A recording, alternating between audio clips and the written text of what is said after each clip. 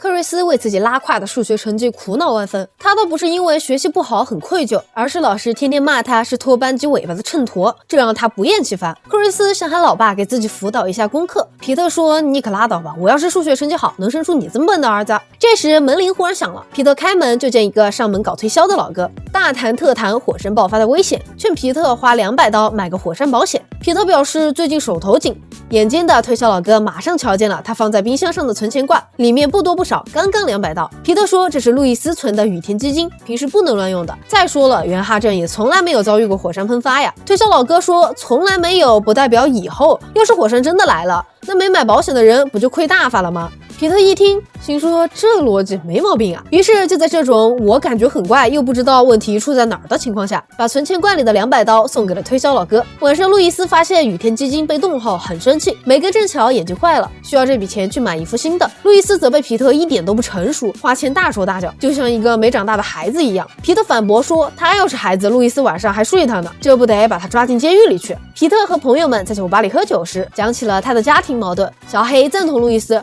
说皮特确实不会管钱。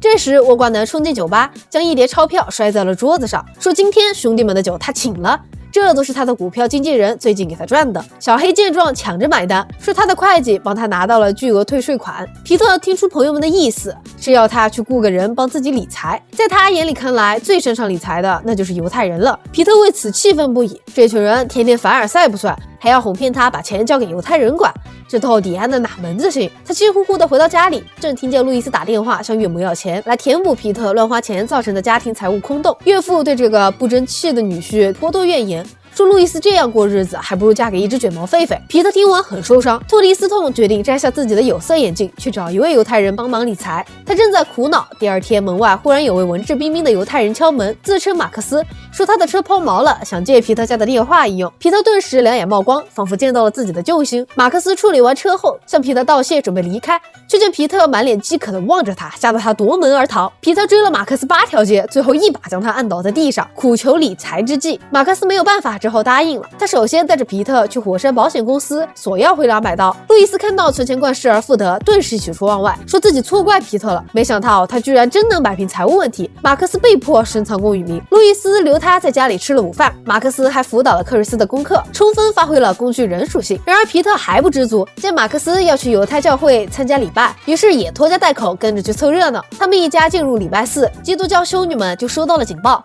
愤怒的基督娘子军立即出动。参加完犹太教会的礼拜，皮特深深地被那些音乐迷住了。再看马克思这么优秀的理财大师，皮特忽然醒悟，只要让克瑞斯改信犹太教，他就一定能变得像犹太人一样优秀。路易斯对这事儿持反对意见，认为信仰和智商挂钩是伪科学。再说了，人们选择信仰不能出于功利的目的，那样心不诚，亵渎了宗教。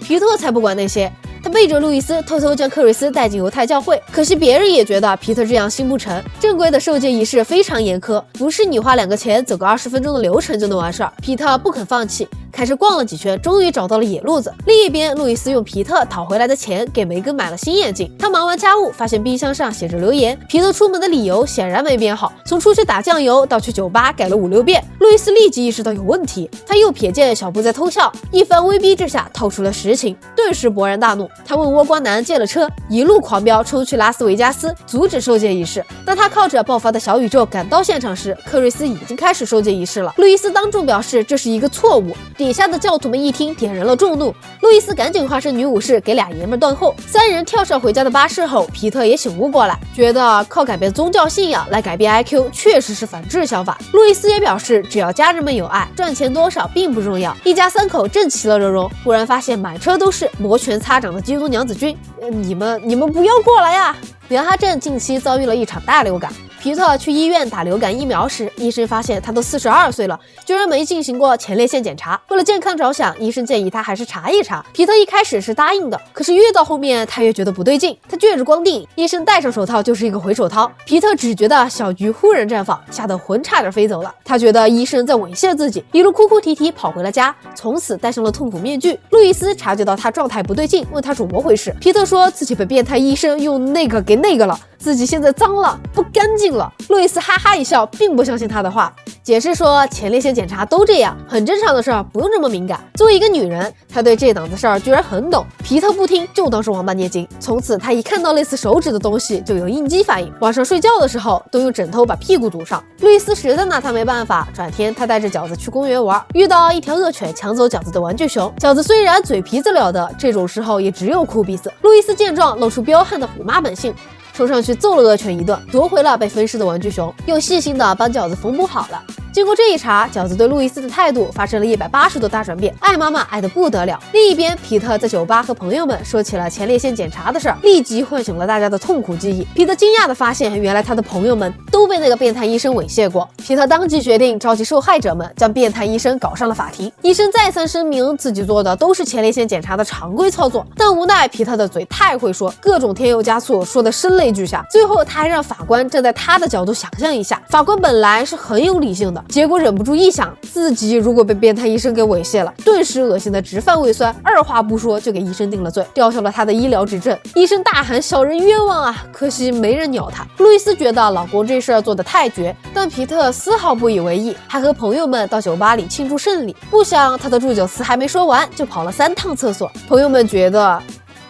他的前列腺果然有问题。皮特人傻了，他刚把医生送下课，现在病就来了，这事儿该找谁解决？他思来想去，最后还是觉得只能去找下岗医生，于是装成送快递的，在屁股上粘了个纸箱子，骗医生伸手去掏。医生一眼就识破了这拙劣的骗局，他看到皮特，气得眼珠子都快瞪出来了。皮特诚心的道歉，低声下气的请求医生摸摸他的菊花。医生大人有大量，决定原谅皮特这一回。他戴上手套就是一个回手掏，忽然发现里面不对劲儿，仔细一瞧，竟说皮特你玩的还挺花呀。最后，皮特在法庭上撤销了对医生的起诉。另一边，饺子对路易斯的憎恨变成爱慕后，行为更加的疯狂，时时刻刻都缠在路易斯身边，还嫉妒小布不经意的勾引妈妈。一开始，路易斯还很高兴，但时间长了也把他给整烦了。他每天不仅要忙于繁琐的家务，还得分心伺候饺子的各种撒娇，整个人都麻了。他甚至梦见自己把喋喋不休的饺子扔进洗衣机里搅。惊醒后，路易斯吓得出了一身冷汗，责备自己居然会起了杀死儿子的想法。他把心事告诉小布，小布安慰说他只是太累了，